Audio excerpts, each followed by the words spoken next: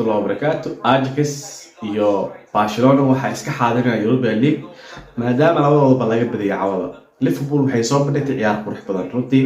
waxaan dhigaynaa Jordan Klopp hadii uu Premier League sidan xataa ku soo galo waxa uu muuqataa mid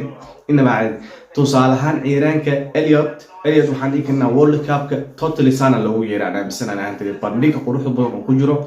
iyo labadiis Champions kulan oo soo bilaabo xariida oo Champions League oo gool dhalinayo Elliot banaanka uu taagan runtii cajaa'ib Elliot mandi حسابتيس waxaan dhigi karnaa World Cup oo iska xaadiriyay sidaan ahaanteeda oo aan fici doonaa Ingiriiska hadii uu wacan World Cup maadaama aad u yar u yahay maskaxdiisana yartahay runtii waxaan dhigi lahaa nin aad iyo aad u wanaagsan waaye dabcan kubadiisa oo ciyaara ay kalsoonida ka muuqato qaabka soo raacashada iyo degitaanka uu soo degay Elliot waxaan dhigi karnaa amazing Elliot wuxuu soo bandhigay quwad qurux badan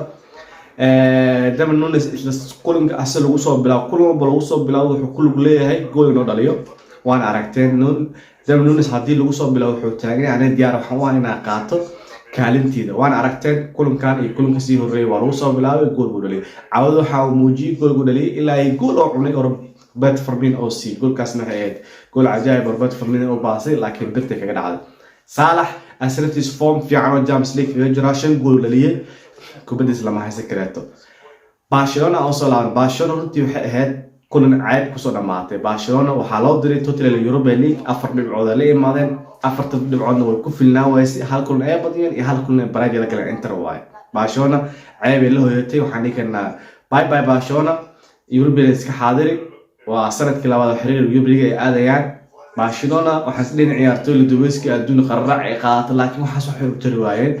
Bayern ay iska celi waayeen taasna waxay ka dhigantaa in total ay iska hooseen group kan wuxuu ahaa group adag Inter Barcelona iyo Bayern Munich isku jireen iyo koox kale oo iska tacbaan ah runtii waxay ahayd Barcelona waxa lagu gurigeeda lagu garaacay Liverpool mar walba Barcelona waa laga adeegyahay Bayern hadii aragto waa dhanka xal ku taayada number way aragta dhulka runta loo sheegay waxa yiri Barcelona meesha kubad kuma haysid iskaga tag Robert Lewandowski waa ninka dadaalay Ousmane Dembele sidoo kaleeto laakiin maxay kaga taalaa Sadio-Mane ayaa kala diray ciyaarta hal Euro 10 daqiiqo ka mareysay ka dhaliyay hooyada la boorsina qaad Europa League iska xaadiriya ciyaaraha soo ilaada kale waxa ka goolkan la diiday oo badan tahay kulanka xiisaha lahaa Spurs naftigeeda hal iyo hal ku soo ilaatay Spurs Lisbon waxay ka dhigan tahay group uu adag waaye kan Marcelo u dambeeso ilaa iyo Tottenham oo hogaaminayso waxa u dhaxaysa laba dhibcood oo kaliya taas waxay ka dhigan tahay kulamada soo socdo ee la ciyaaray waa final dhamaantooda groupkan ilaa hadda lama xaqiijin cid soo baxday inkastoo Spurs ay hogaaminayso isdeed dhibcood ku hogaaminayso laakiin lama xaqiijin taa waxay ka dhigan tahay isbuuc soo socdo waa final ee groupkan ay ku jiraan Spurs iyo Tottenham iyo Frankfurt iyo Marcelo waxay ka dhigan groupkan waa group aad u adag runtii groupiga wuxuu ahaa groupida u adag group D group u adag ah taasna waxay ka dhigan tahay inaan la kala bixin groupkan wali la isku dhagan yahay mid kale waxa hooyday mid kale FC Porto oo ay soo baxday halka Atletico Madrid iyo nafta Europa League loo diray